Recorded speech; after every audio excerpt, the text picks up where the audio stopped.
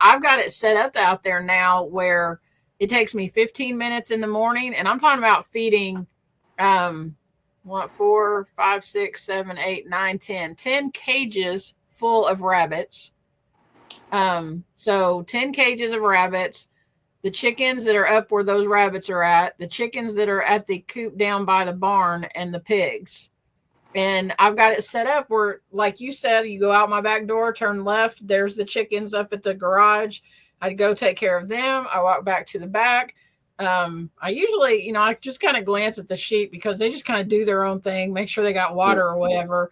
And then go feed the chickens in the back and feed the pigs and come back up to the house. And it's like 15 minutes. Hey, everybody. Welcome back to the Homestead HQ, where we talk about homesteading and preparedness. I am Shelly. I'm Jason. Guys, we're a little late, but it's better late than never, right, Shelly? Right. So we could lie and say we've had all kinds of stuff to do and major stuff going on and just so busy we can't see straight. And that's partially true, though, right? I say I wouldn't be lying. You might be lying, but I would not be lying.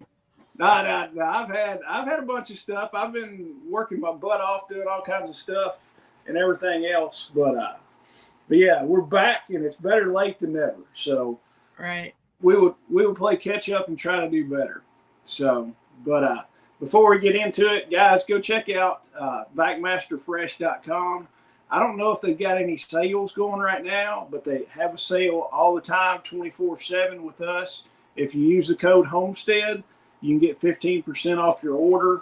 VacMaster sells commercial chamber sealers, stainless steel tables, butchering equipment, all that stuff. Their butcher knives, that's pretty much I've switched to all VacMaster knives. Do they have any sales? I'm not seeing one. All right. But there's a sale going all the time. If you use the code Homestead, that'll save you 15% off your order. Also, go check out signaturesolar.com. Get all your solar stuff that you need there. They've switched it up. So listen to this. If you want the discount for Signature Solar, you have to click on the affiliate link in the description below to get it. They've disabled the codes to where they won't work. You have to do the link in the description to get your discount over there. But Signature's got awesome prices on their solar stuff. And I've got a video coming out about Whitney's cooler soon. So I didn't want to do a video on a cooler when it's been like 20 degrees outside. I'm like, that's kind of stupid. So people would have commented, hey, idiot, you don't need a cooler right now. Just put your milk on the back porch. So we'll wait till it gets a little bit warmer to do that.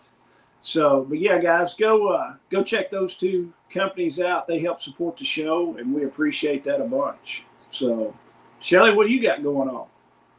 Trying to cram 5 gallons of crap in a 3-gallon bucket this week? Yeah, something like that.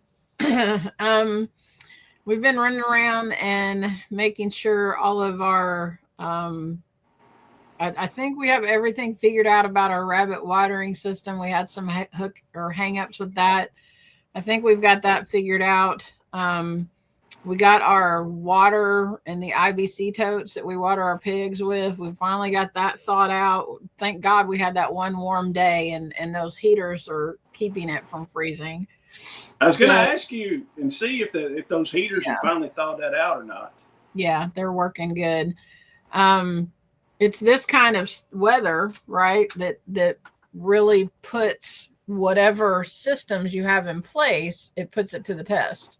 Yeah. So if something's going to go wrong, it's going to go wrong in the middle of winter when everything's freezing, the temperatures are dropping, the wind chill sucks, and all that other stuff. And this really puts it to the test. So I think we're getting, the little flaws that we have in our system. I think we're getting them figured out. So Did you have to cut a hole in the tote? Mm-hmm.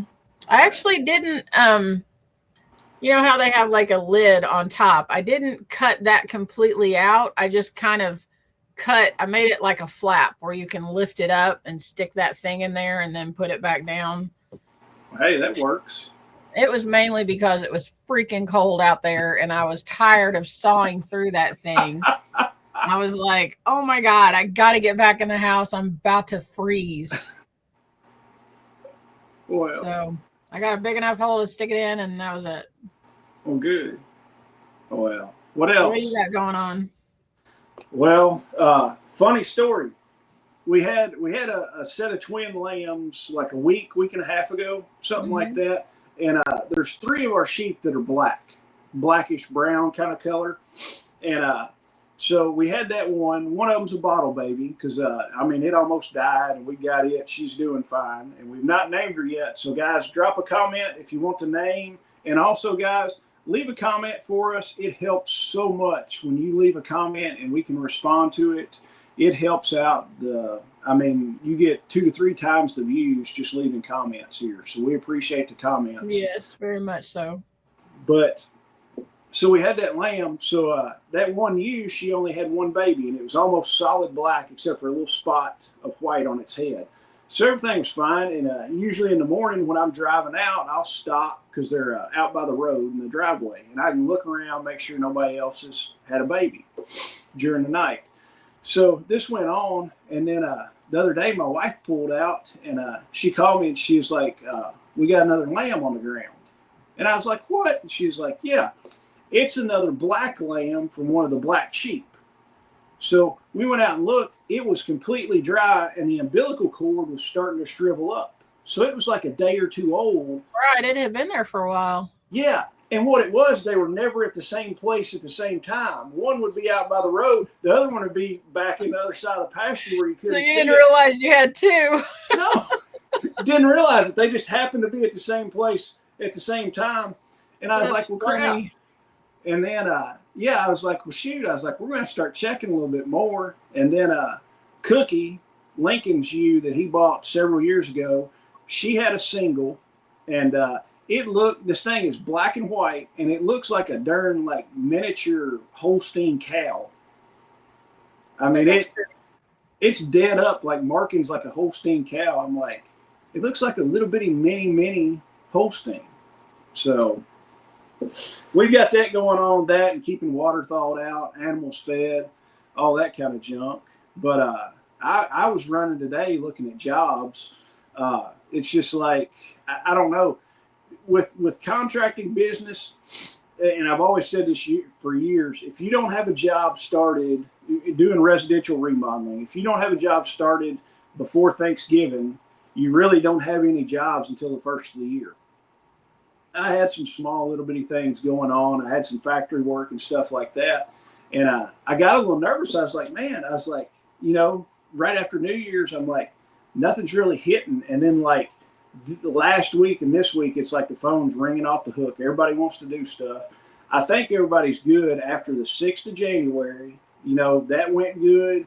And then now everybody's looking at the 20th, which is not super far away. And they're like, everything's going to be great again. We can spend money to do this and all this other stuff. But today I went and looked at the job. A lady called me. She goes, and she was real vague. She's like, we've got a barn and some of the exposed wood has got a bunch of mold on it. And we want to treat this to where mold won't grow on it anymore. And I'm like, okay. I'm like, first off, it's like 30 something degrees. We're not going to be able to put any kind of stuff on here. And I was like, I'll come look at it. And she goes, okay. She sends me a text message. She goes, when you get to the barn, we're inside doing some stuff. Can you either take your shoes off and be in your socks or put booties on? And I'm like, what? Yeah. And I'm like, what? So I get there. It's a brand new pole barn. They just built not long ago. It's got a sidewalk leading up to it. So I open the door, finished floor, concrete floor, everything. So I slipped my little booties on because I don't want to be rude. They have built a 40 by 64 pole barn, 16-foot ceilings, spray foam insulation in it, and put a pickleball court inside with heat and air in there. And I'm like, these people take pickleball serious. Yeah, that's serious. Yeah. So how are they having problems? If it's brand new, how are they having problems with mold? They don't run the mini splits, and it builds up moisture in there because it's sealed so tight that all the trusses have mold on them that are exposed. So, and like they spent a horrible amount of money, like god awful amount of money on having this pickleball court apparently it's like a 6-layer process of putting the coating down and everything. And I've done a bunch of coatings like this, but they've got like plastic down where they're working, and they've got like their court shoes is what they call them. They're like the court shoes never leave the building.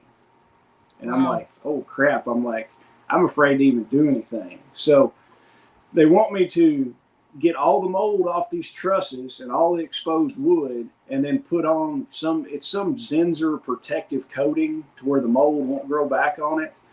And I'm thinking to myself, I'm like, this is going to be a nightmare if I scuff this floor. And I flat out told how her, are you supposed to get in there with trusses 16 feet up? How are you supposed to get up? You're going to have a ladder or a lift or something, and that's going to mess the floor up, right? Well, we're going to have to use scaffolding with casters on it. And I told her, I'm like, we're going to put 6 mil poly over the whole floor, and then use ram board. Ram board's a thick cardboard roll. It's like the size of rosin paper or black tar paper that you use for a roof. It's about the size of that, but it's like twice the thickness of like the back cover of a notebook.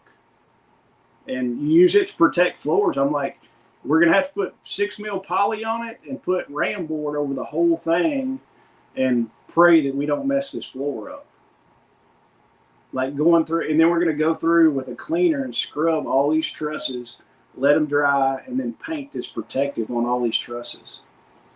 And I told her, I'm like, this ain't going to be cheap. And she's like, well, we got to have it done. We can't have mold growing in here. And I'm thinking to myself, golly. I was like, it's probably going to cost $1,500 just to get the floor protected. So how long are they going to have to wait to do that? Are you going to have to wait till the spring, or what happens? No, they've got the mini splits in and installed and running now after they figured out that they needed the mini splits going to keep the humidity down in there. So, I mean, it was nice in there. It was like 65 degrees when I walked in. So it's going to be a mundane job to do. Just boring, just scrubbing cleaner on trusses and then letting it dry and wiping it down and then coming back. Work though, man. Yeah. So it's going to be fun, but it's better doing that than being outside when it's 30 degrees pouring concrete. Right. So, hey, is any water coming in the basement? A little bit. Where? From that wall, the wall that we were having problems with.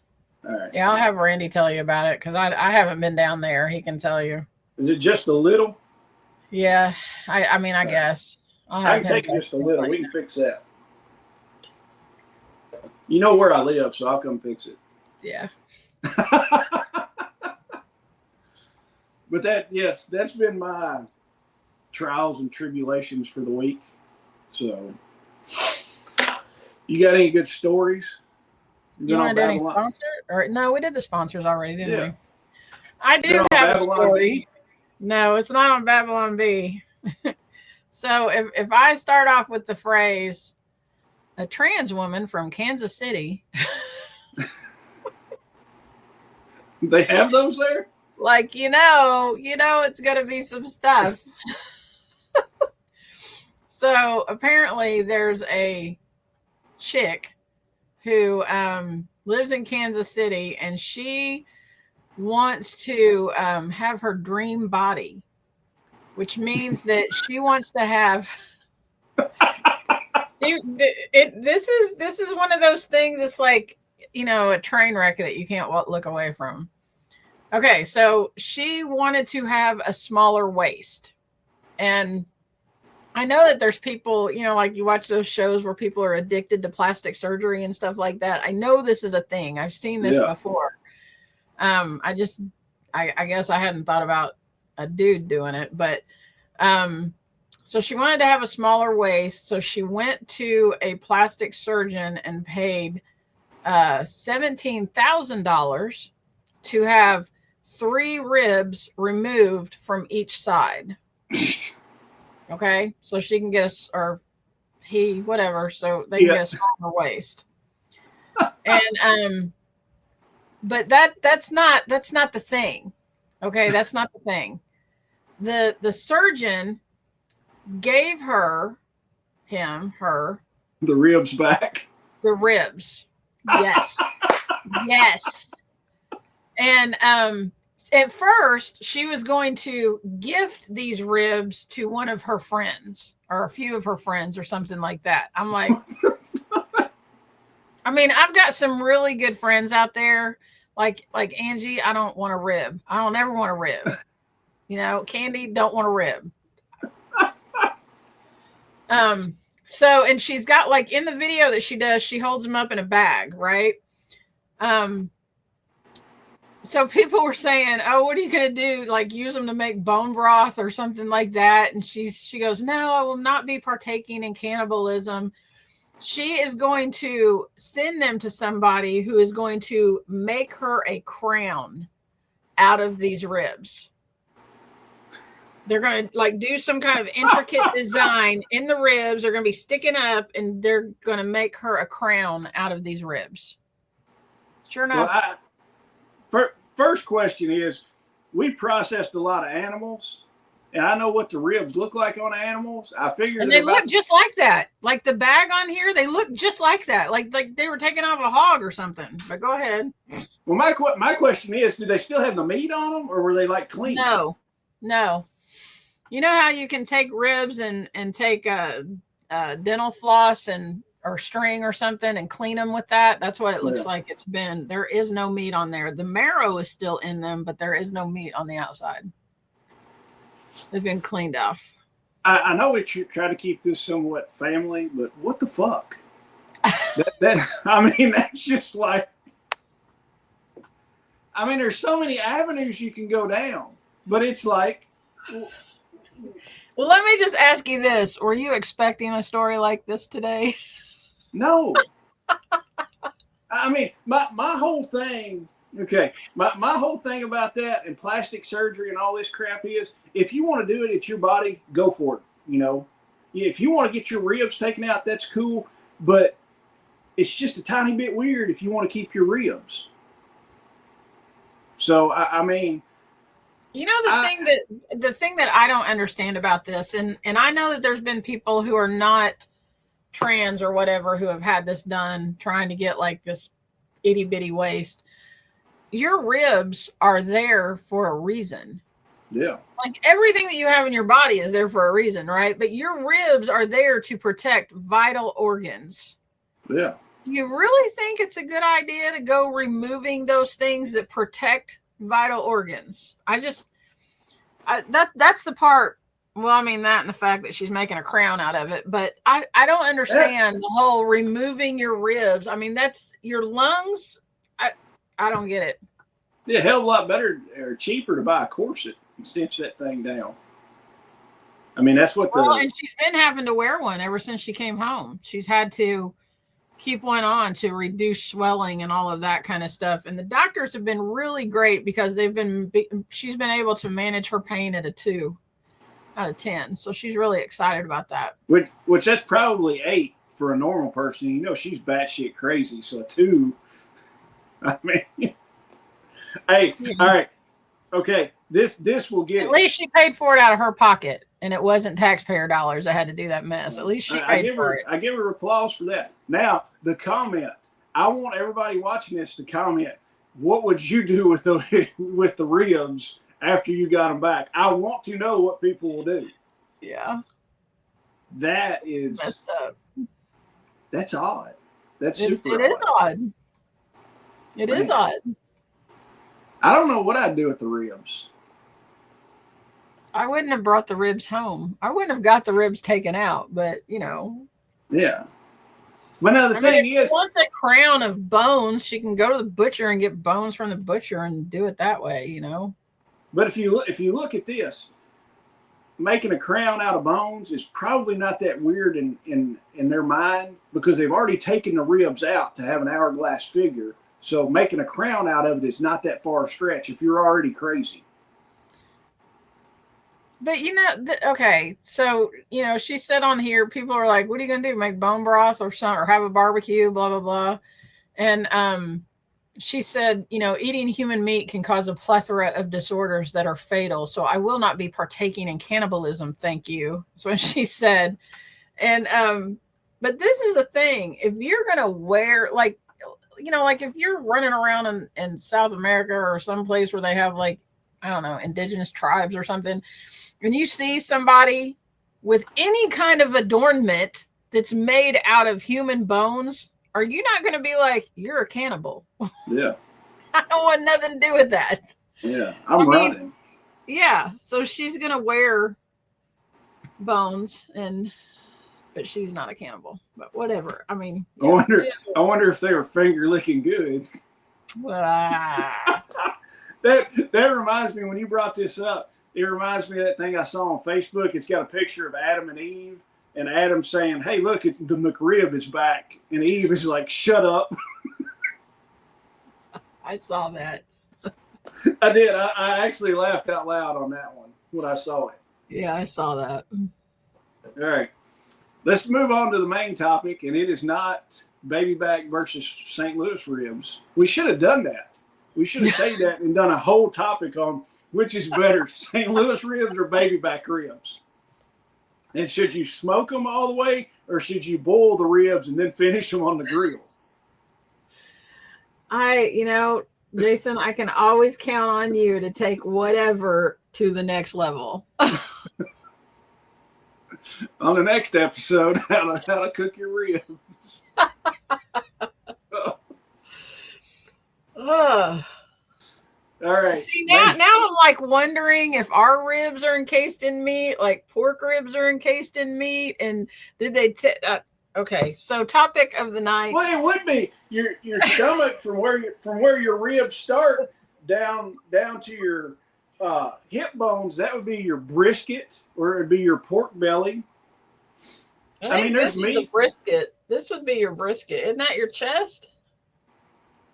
Yeah, well, the brisket's right up in on a beef. Your brisket's right in here. Well, that would be it'd be your pork belly, is what it'd be. Yeah. And you got meat on your ribs a little bit. Yeah, because people eat them all the time, St. Louis style. Yeah, I'm not a doctor, but I played one on TV. So anyway, topic of the night. How to prepare for a farm sitter. What do you need to do to be able to leave your farm? What got me thinking about this was we're actually going on vacation soon. To the Amazon? To the Amazon to find some cannibals? No. If I'm going to do that, I need to go get some ribs out of my freezer and make my own whatever. Anyway,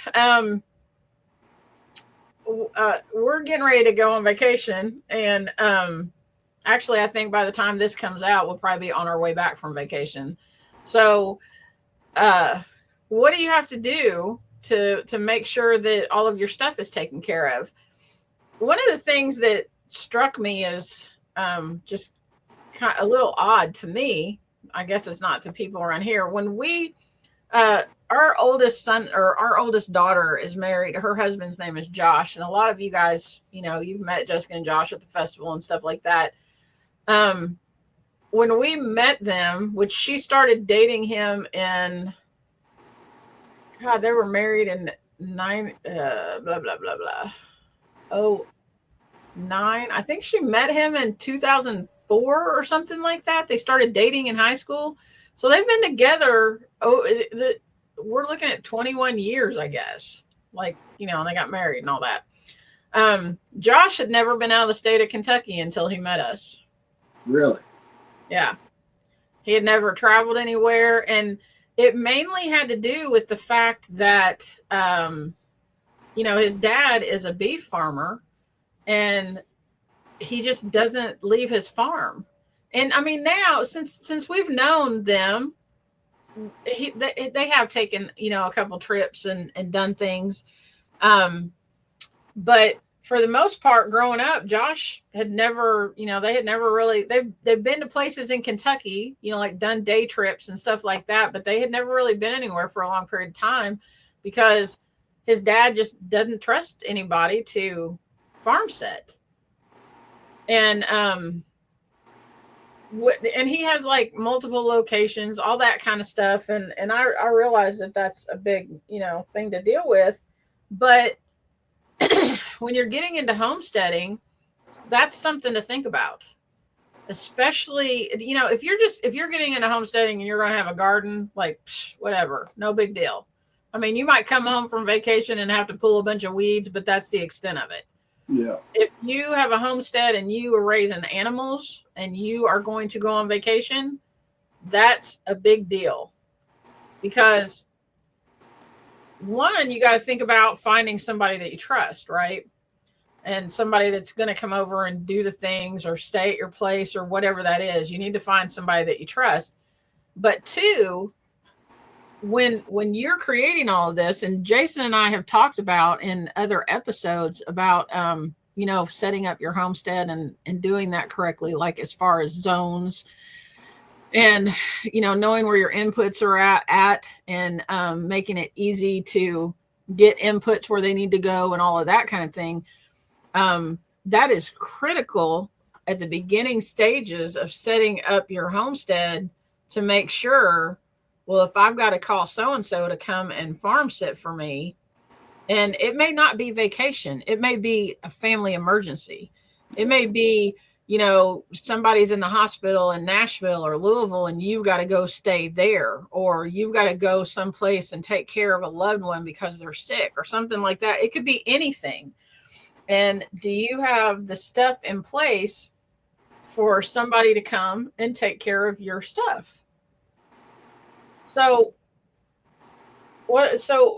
just digging into that, when like we have our sheep and we built the perimeter fence around our pasture, but we have it laid out where it's going to be like a spoke. Yeah. And the hub of the wheel spoke thing, whatever, is at our backyard where we have a gate. And so they will always come back to that. Their pasture will be moving around, their area that they can graze will be moving around from that place at our backyard. But their little house that they can get in out of the weather, that's at that gate at the backyard. We keep some like sweet feed to, get them to come to us and all that stuff. That barrel that is in, it's one of those big plastic heavy duty barrels. It's setting out there by that gate where the sheep are at. Their water is by that gate. It's easy for us to access everything that has to do with the sheep, and then they can go out into the field and they can graze out there. Does that make sense? Yeah. I mean, it's important that when you're setting up your stuff for each one of your animals, that you're not only making it easy for you to take care of them. When we go out to the barn, our pigs are out there. We can feed the pigs from the barn. They can water from the barn. Everything happens from the barn. Our chickens are all in zone 1. If you go out to where our chickens are at up by the garage, there's a can out there that has chicken feed in it. That's where we let them out of their coop. Their feed is right there. We feed them. Their water is right there. And it's actually the same place that the rabbits are at. The rabbit feed is right there. Everything that the rabbits need is in that area. So you're not only making life easy on yourself when you do those things, you have all of your things within reach or within a few feet that you can take care of those animals, but you're also setting it up for success for if somebody has to come take care of your stuff. Because you can very easily say, hey, my chickens get fed in the morning. The chicken feed is right there where you let them out of the coop. Just take a scoop, throw it on the ground. They're good to go.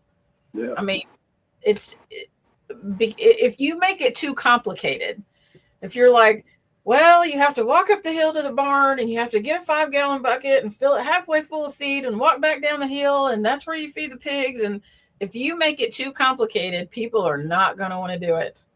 And as much as I trust the people that we have that farm sits for us,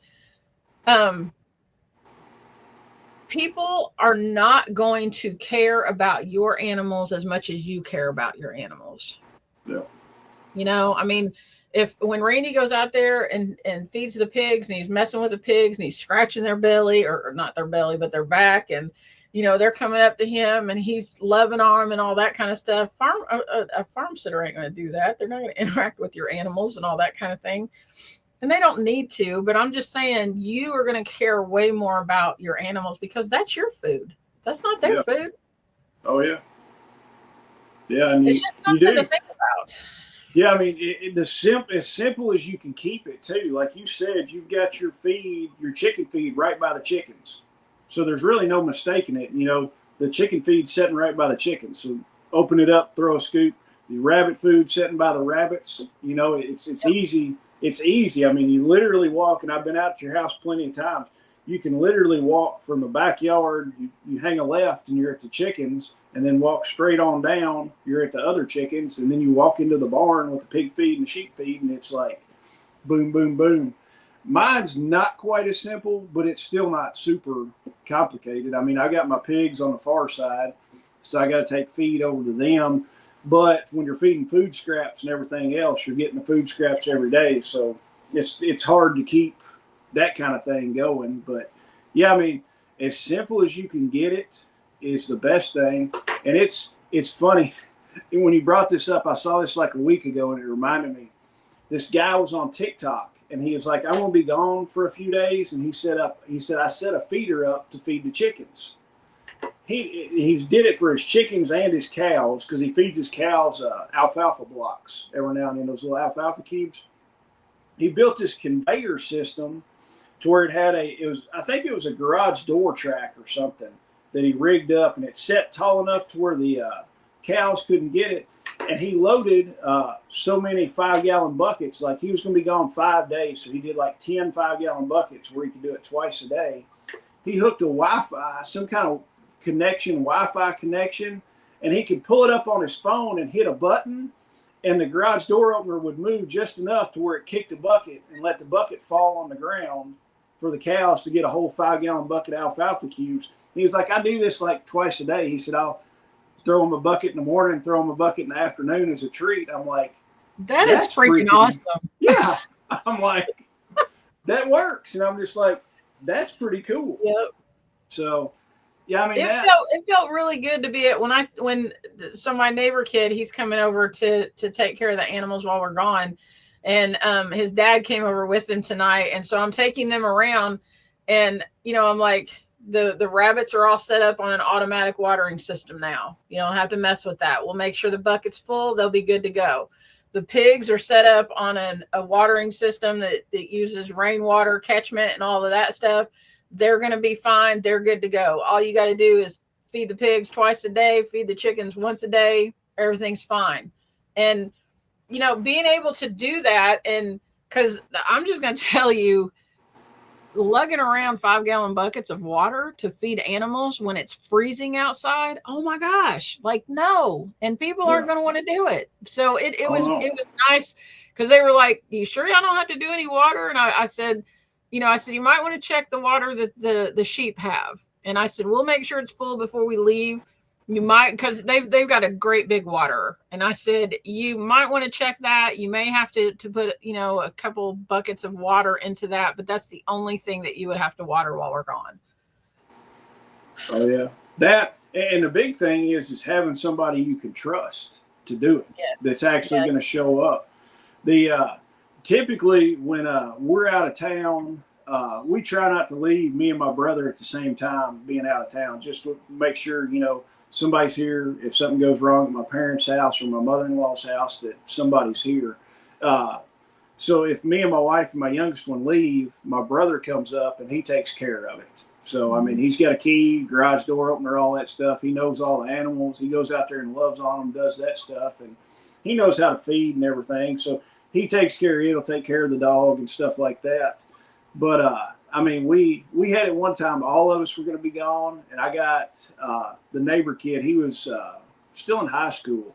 Good kid. He's got chickens, and he knows how to take care of chickens. So it's like, heck, you can do, feed the chickens, make sure the sheep and the cow have water, and then throw some food out to the pigs, and you're done.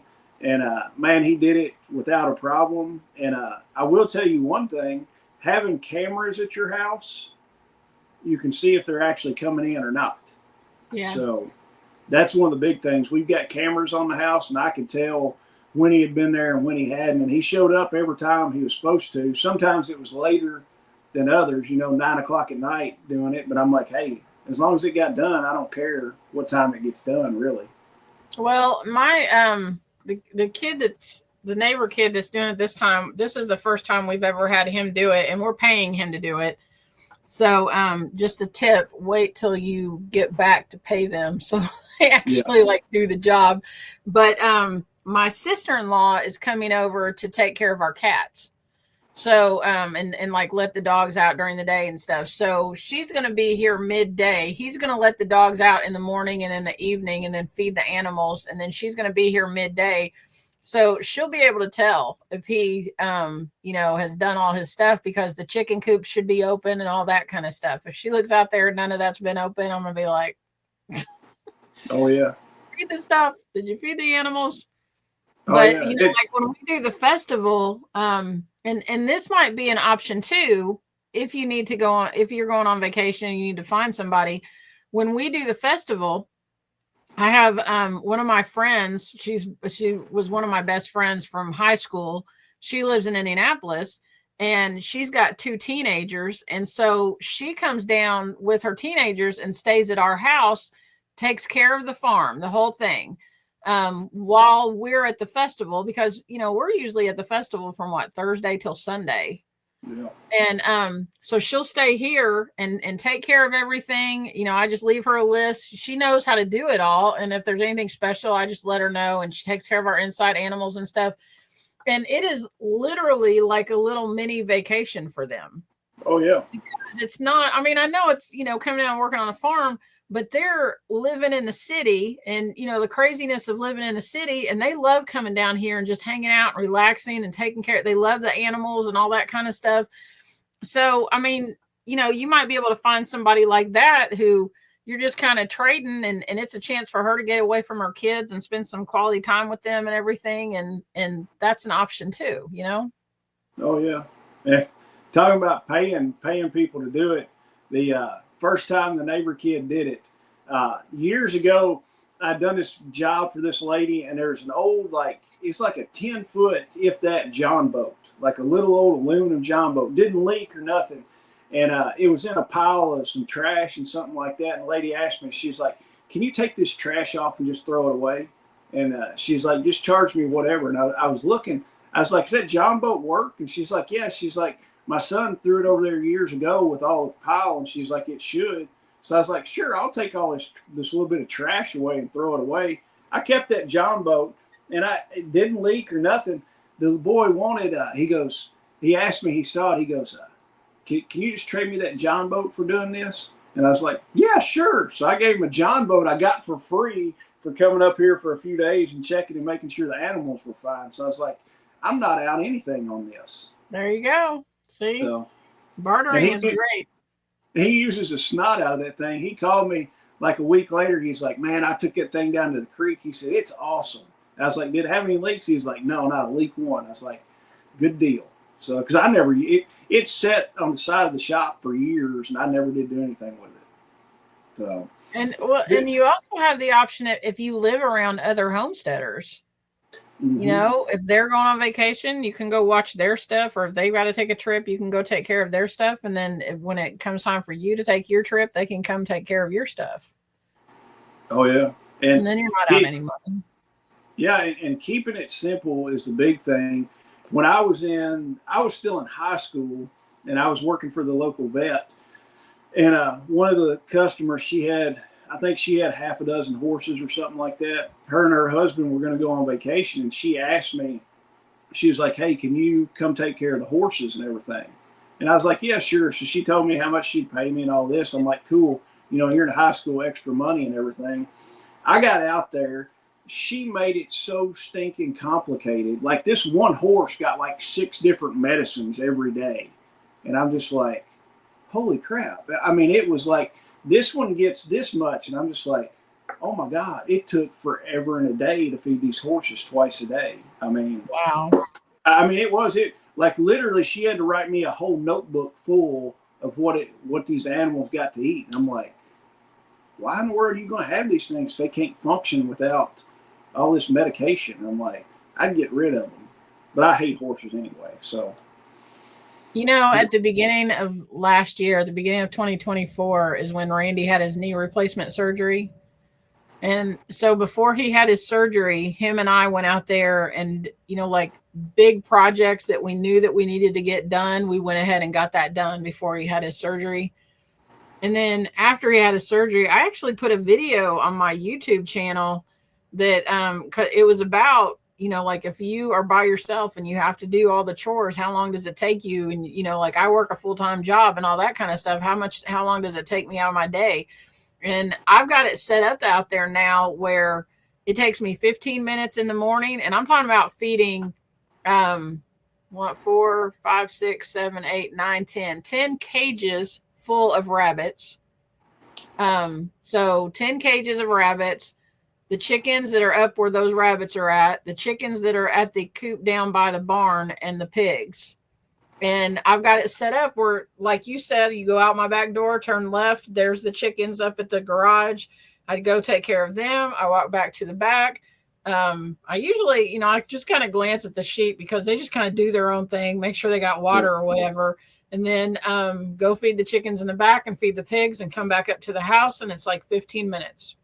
Yeah. I might spend a little bit more time in the afternoon if I've got to put like hay out for the sheep or something like that, but it's no more than 20 minutes in the afternoon. So, if you can get it done, and you may have more animals or something, but time yourself, figure out the most efficient route to do those things, and then set that whole system up where it's easy for you to do it and easy for somebody else to do it.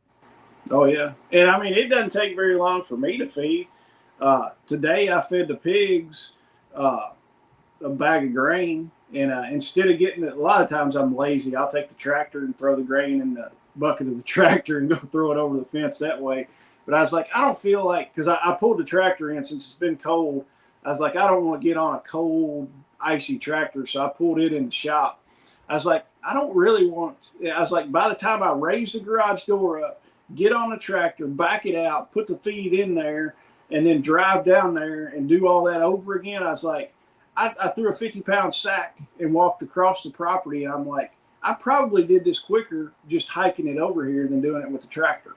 Probably.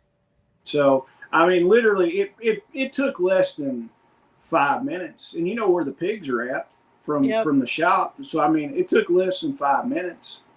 The biggest thing my biggest time is filling up water troughs is what I spend the most time doing. So yeah, that's why I'm glad we're getting our watering stuff, kind of automated, I guess. Yeah. And the only reason it takes me so much time is because a couple times I left the garden hose on overnight and I did not like the water bill. So that is all I do. When I'm filling up water tanks, I fill up water tanks, and that's all I do. I don't do anything else. I stand like the one behind the shop for the sheep. I stand over there at that water tank, and I might send an email or a text while it's going on. But when the water tank is full, I walk over to the spigot, turn it off, and take the hose off. And I'm like, I'm not leaving this going again. So, but now if I'm filling like the IBC totes for the pigs, I'll run the garden hose down there, fill it up. And, you got 275 gallons, and they don't go through it super fast. So instead of standing there for that, I will set 2 alarms on my phone for like an hour, because usually it takes 45 minutes to an hour to fill it up if it's all the way down. I'll set 2 alarms on my phone so I never forget it. I'm just like, but yeah, if I could multitask on that and wasn't afraid on getting a $200 water bill, I would do it. But I'd rather spend an extra 15 minutes than a $200 water bill. Yeah, I don't blame you. So, but yeah, keep it simple. Hey, also talking about the pigs so much, don't forget we've got a few seats left for the pig processing class coming up the 25th. So that'll be in about a week and a half. We've got a few spots left for it. The weather's going to look pretty decent. I hadn't seen the long term, but I think it's going to be a high of like 40 something maybe. So that's going to be good weather to kill a pig. Yeah. And we won't have to rush through it. But there's still a few spots left. Jump on the website and go under, what's it under? It's under the store and workshops. Yep. Go in there, get that. Don't wait till the last minute because it might sell out. I think there's just a couple seats left for that. So check it out. Anything else, Shelly? I know you got packing to do and all that kind of crap. I do. So, all right. Well, that's all I've got. Keep it simple. Find somebody that you can trust and put up some cameras. That's what I would tell people. Yep, definitely. All right. Well, guys, we will see y'all on the next one, and we appreciate it a bunch. See you later. Bye.